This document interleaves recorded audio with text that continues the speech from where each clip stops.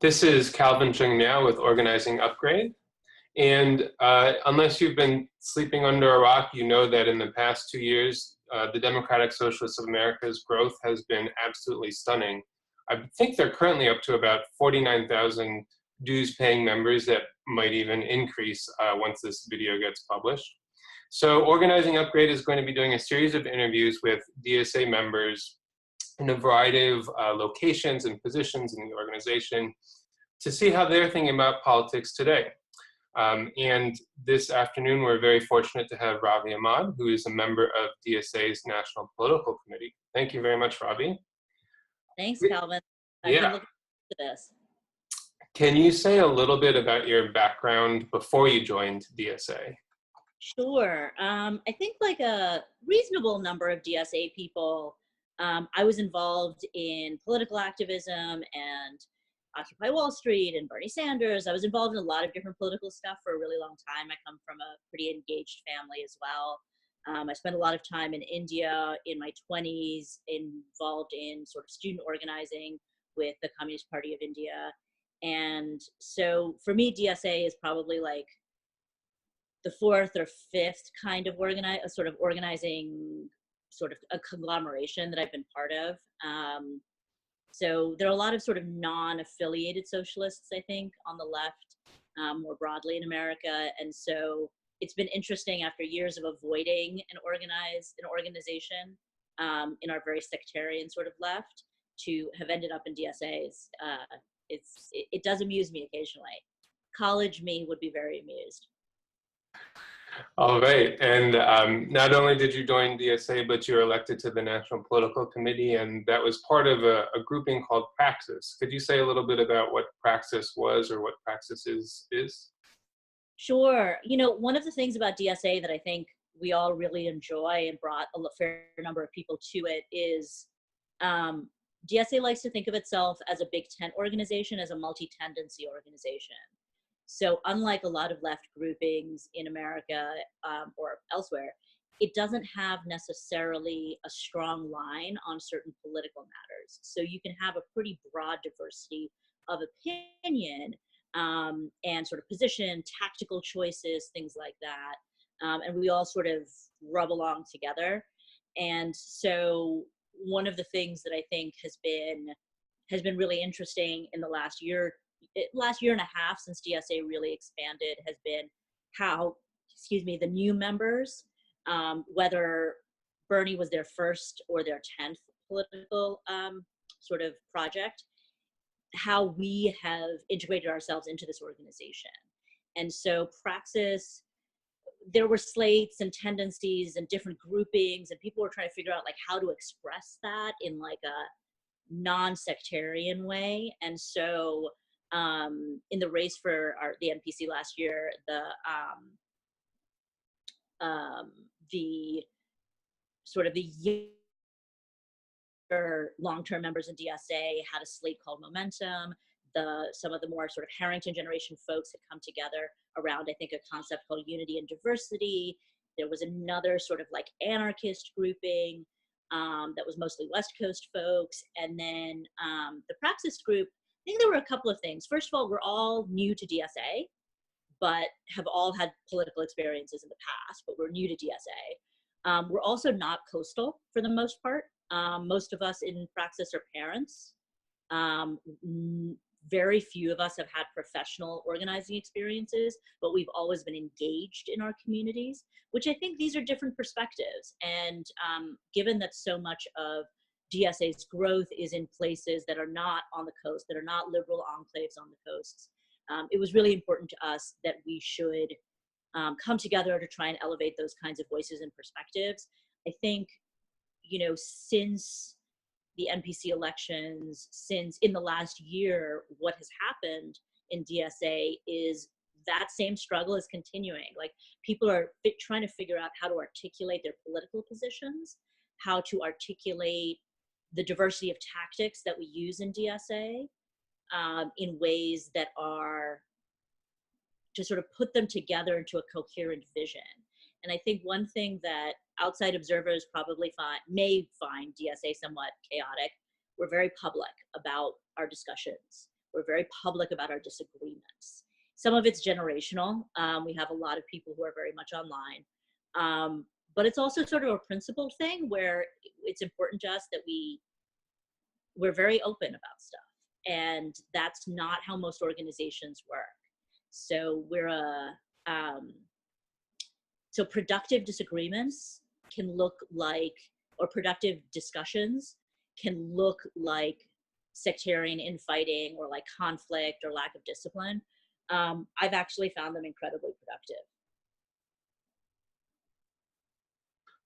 Well, you said that the convention was about a year ago, and a lot of stuff has happened in the past year. Can you talk a little bit about how your thinking since then has developed or changed in that year? Sure. So one of the things I'm very open about, and I like to tease myself about, is that I'm very much a stereotypical New Yorker. My parents went to university here. My mom lives in the same neighborhood. I live in the same neighborhood that I grew up in. And while I'm moving soon, I am very much a New Yorker. One of the most exciting things about DSA, however, and being on the NPC, is that we get to see all of the organizing committees and chapters around the country that are being built. And I think a lot of us sort of joke that our knowledge of American geography has massively expanded with DSA. We have a DSA chapter in Peoria.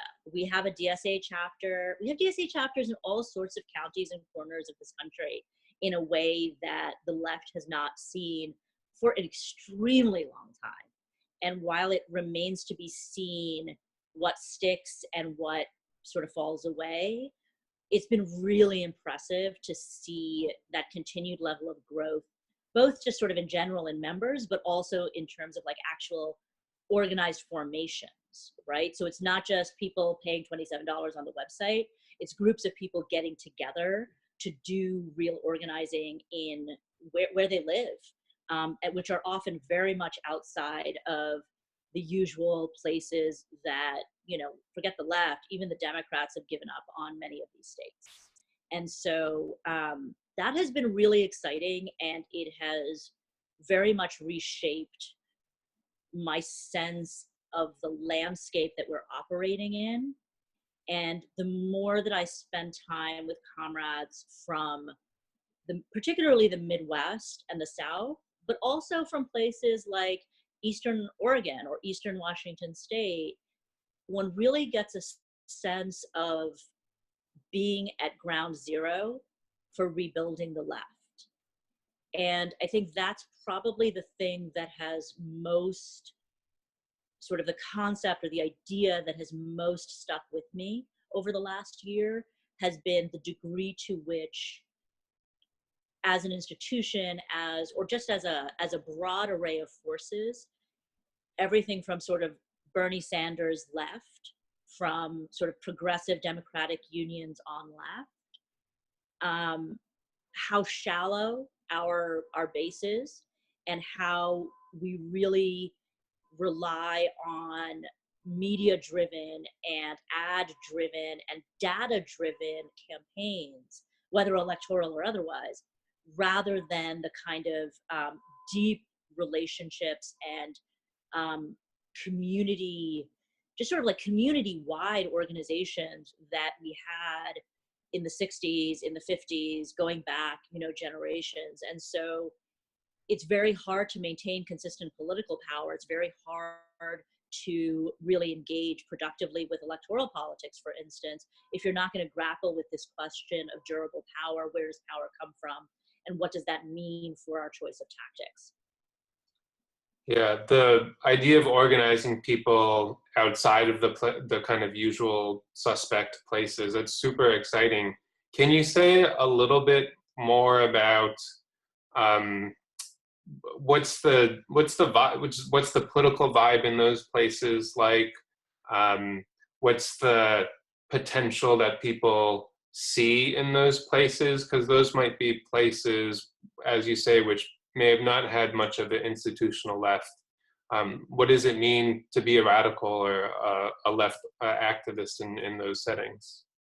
Sure. So I think, I'll actually start by regrounding myself in where I come from. So I am, I'm, like I said, I'm a very much a New Yorker, and New York is a one party state, where the range of opinions that you can have and actually move through the hierarchy of the Democratic Party here in New York it's very narrow, it's very small, and it's small both in terms of not a lot of variability, but also in terms of its imagination and sense of sort of where things are at. And so part of what's really exciting about connecting with folks in other parts of the country is there's a sense of things being wide open, that narrow sort of band of electability that we limit ourselves to, through, like, you do surveys and focus groups to try and figure out what people want, and then you triangulate around that to figure out a platform and a candidate and all of that. Those are things that are really just not present. And so there's a real, I think, sense of excitement that people who have seen what is now happening in the rest of the country have seen this for a generation or two. People my age, people in their 30s and early 40s, this is their entire lives, is what the rest of us are just now discovering. And so for them, it's actually like very empowering, because they have something very profound to tell us about how to survive in those kinds of circumstances and how to actually build connections and community. And they also lack our illusions. I think one of the things that living in sort of a cosmopolitan coastal elite kind of an environment gives you is you get, because we're in New York, right? Like Politico, the New York Times, they cover our chapter. And so we think we're really powerful and we're really strong because we get this like whole all this media attention. And it hides that we're just another small, we're a human interest story to the mainstream media, and we're actually very small by the standards of organized power in New York City.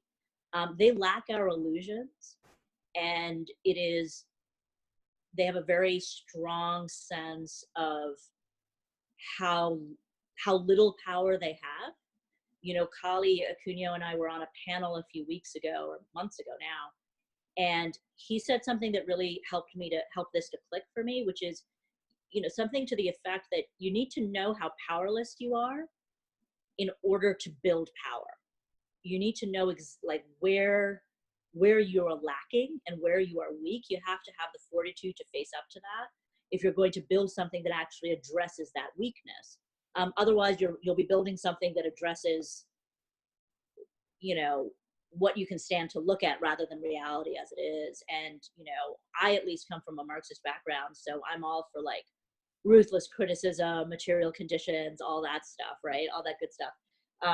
So it has been a really, like, for me, it's really been wonderful to learn so much from my comrades in other parts of the country, really practically, as well as refining our theoretical understanding of where we're at, how capitalism actually functions today, and therefore the kind of socialism, the kind of struggle we need to build to win socialism. So those are the kinds of things that I think are out there. And yeah, it's been really eye-opening. It's been really and wonderful, like really, really wonderful. I think people out there also feel very angry, and sometimes that spills over into internal conversations in DSA sometimes, because they feel very much left behind by the Democrats, by unions, by all sorts of organized sort of forces. And so there's a real sensitivity to any feeling that the rest of DSA isn't paying attention to what they have to offer the organization. And so one of the things that DSA has really prioritized in especially the last 6 months, has been rolling out new discussion forums, new ways for chapters and members to connect with other chapters and members, to connect directly with the national organization, as well training weekends and, all kinds of stuff. So we're starting to really build sort of two-way communication in the organization more broadly. So it's exciting. It's very exciting to be in on the ground level of something that I have a lot of hope for. Turning, I guess, a little bit closer to home for you, New York City's where Alexandria Ocasio-Cortez staged that amazing upset of Joe Crowley. You're in the middle of a really exciting gubernatorial primary. Do you have any thoughts on what you've taken away from those experiences? Sure. So I'm actually in the Bronx, Upper Manhattan branch of the New York City DSA. And so Alexandria's district straddles Queens and the Bronx. So she came to our branch meeting, has met with a lot of us over many months. DSA has a very intense endorsement process, and I really like it because we have so many ways for people to grill candidates and to be part of the discussion, both in terms of dealing with candidates, but also strategically, like what's best for our organization. It can be a little intense. And one of the things I really sort of like was impressed about her was that she seemed to really enjoy it. She seemed to really be excited that we cared as much as we did. And we asked some really tough questions. And yeah, she was really impressive. I don't, because I'm on the national organization, and so I vote on national endorsements, I don't really vote on local endorsements because, I don't know, it's creepy to like vote twice, even though it's probably fine. But I think both these campaigns, particularly Alexandria's, were really educational for our membership. DSA has a national electoral strategy. The New York City chapter has an electoral strategy that's very similar. And it's really about teaching our members how to make hard assessments about power and about votes. One of the things about Alexandria's district, I don't know that I really believe that she'd win, right? Like, in the interest of honesty, Joe Crowley is such a fixture around this city. He's a bag man. He's he's like at the nexus of how Wall Street money gets to the New York State delegation. Like, he's a terrible, terrible person. And the fact that she beat him had so much to do, I would say, with like two or three things. One is that the Justice Democrats, who were one of the main organizations that developed her, they had a very clear sense of who their base was. They had a very clear sense of how many votes she needed from that base in order to win. Her strategic plan said that she needed 15,000 votes. She got just under 1,600. So they had a very precise sense that they needed a certain kind of person who voted for Bernie Sanders, for whom voting on a weekday wouldn't be a big hurdle, had probably voted at some point before, could be reached by social media, and that was then followed up by door knocking, right? So this was a formula and a hypothesis that they were testing out, and they were right. And for DSA's side, there were things around that we were very interested in: the efficacy of canvassing, the efficacy of our own turf cutting operation.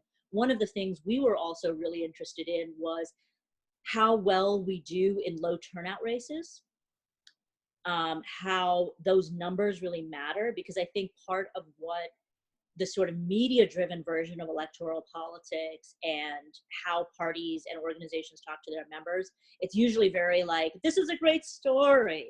And it's like, no, elections are actually about numbers. And those are things that we can actually grasp and hold on to and really change. We can have an impact on those if we understand that math. And it's very simple math. It's just addition and subtraction. So like, it's fine. So yeah, so it was like an empowering experience in many different ways, And so I guess the last thing I'll mention is one of the things that we did in our branch was we used the sort of three neighborhoods that are in the Bronx that are in her district. And we really went through for our tabling and our canvassing, that a lot of it was like getting to know people in those neighborhoods. It's a part of the Bronx where we don't have a lot of members. And so it was a really great experience for people to just talk to strangers, right? Like, we live very isolated lives. in general. We're not used to talking to people who aren't like us. So like, go learn how to do that. Go practice. Go chat with people. You know, and that part of it was really successful, and we got a really nice core group of people, sort of over the hump, right? And now they're sort of like, oh, I can do this. Like, I'm a middle class white person from the suburbs, but like, I don't need to be afraid of poor people. Like, we're just human beings. We can talk. I have a lot to learn. I have a little bit to tell and to teach, but like, I have a lot to learn. And so it was really a transformative experience for a number of our members, which was really cool. And they've gone on to sort of put that sort of experience of dealing with like, you know, race and class and gender sort of into their organizing and other work. So I was really pleased that that worked out. That was something that I was a little bit involved in personally. So one of the kind of things that can't be avoided is just talking about Trump and Trumpism as a huge part of the political landscape today. Right. What's your perspective on what it will take to defeat Trumpism, and how do you see elections and electoral politics fitting into that overall strategy? Sure. So, you know, I'm not convinced that there is such a thing as Trumpism, in the sense that like, what got, again, like we were talking about electoral math just now, right? Like, who is his constituency? Who voted for him? That's a constituency and a base that's been built over decades, over generations, right? And it got him over the top. Just like it got George Bush over the top, it got him with his far more radical, far more honest, you know, and hard charging sort of team around him. You know, he's somebody who other people have dumped a lot of stuff into and have used his attitude to sort of move a lot of these issues forward.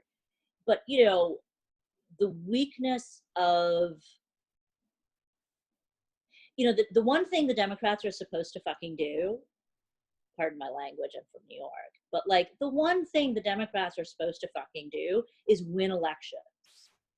And not only did they lose to this buffoon through a deeply flawed sense of what moves people to the polls, they neglected key states. There were just horrendous strategic decisions made. They lost during the Obama years with all that like shiny narrative that they were trying to like make that work, like a TV pollsters version of political organizing or mobilizing. They lost something like 1,000 state level seats, right? So the weakness of, or the strength of the Republicans and of sort of Trump's, that whole thing, that whole machine, several machines that are behind Trump, is based on an intense weakness on the part of the Democrats. And that, to my mind, has just become clear, more and more clear, when we see the reliance on, again, on narrative and storytelling as a way of like TV commercials or mini movies, right? They're sort of trying to convince people to identify with the brand and then go vote. And rather than, for instance, you know, like I remember even when I was a kid, the Democratic machine in New York was completely dominant. There were no Republicans when I was growing up, right? Like, not even mayors or governors, right? But we still had local clubs, Democrat clubs, who in the summer, like, you know, it was one of, back then there wasn't a lot of air conditioning, but like they would just open up the place and people would hang out. The hydrant in front of the local Democratic club on Broadway, like, I don't know, they paid off the cops or somebody to come and like open it up. So like there were always kids playing in front of the Democratic club. So like their parents were there, right? Like it was a rooted part of daily life in a city like New York. And, you know, there were whole networks in any small town in Iowa. There were networks of, you know, who were in those clubs, who were in those groups. And, you know, those were the networks you turned to, social networks as well as political networks, when you needed a loan, when you needed, you know, an introduction to the bank guy so you could get a loan for whatever. And those have really fallen away. A lot of the structures of political and civic life have fallen away and not been replaced or rebuilt.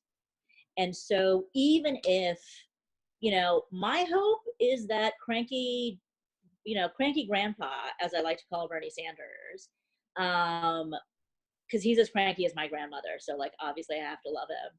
Like if cranky grandpa actually becomes president of the United States, that would be amazing and awesome. And there's a shit ton he can do as president. But unless we have the strength to elect literally hundreds of people to Congress, because we need to replace most of the Democrats as well as all the Republicans, right? Unless we can retake states where there is a constituency that's forcing politicians to engage in really serious experiments around different kinds of political policy programs of all kinds, we're not going to be successful if we elect a good president, right? Like Obama, by the standards of this day and age, was not terrible. I disagreed with him about many, many things, but he wasn't a complete embarrassment. His foreign policy was terrible. We continued to privatize schools, et cetera, et cetera.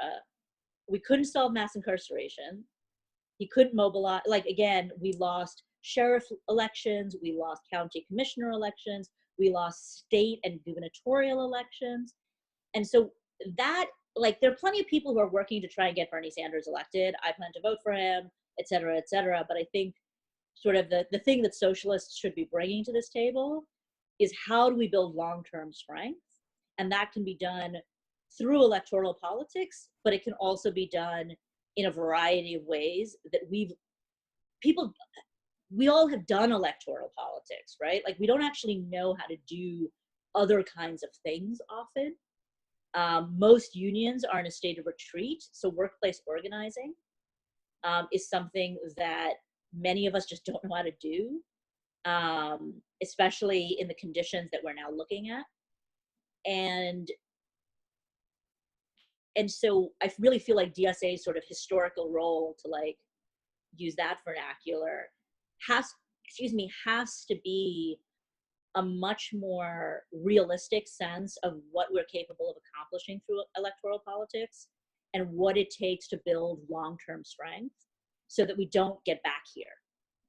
Like, I don't ever want to see this happen again. Like during the George Bush years, that should never have happened again, right? It should not have actually gotten worse than Bush Jr. And it did. We got this lunatic in the White House. So to make sure that never happens again, like those are the kinds of experiments that I think DSA should be doing in our coalition work, but also independently as a leftist organization. Great. Is there anything else you want to add before we wrap up? I don't think so. Sort of these are, as I said, a lot of the conversations that are happening in DSA across the country. And it's a really exciting time to be in the organization. All right. Thank you very much.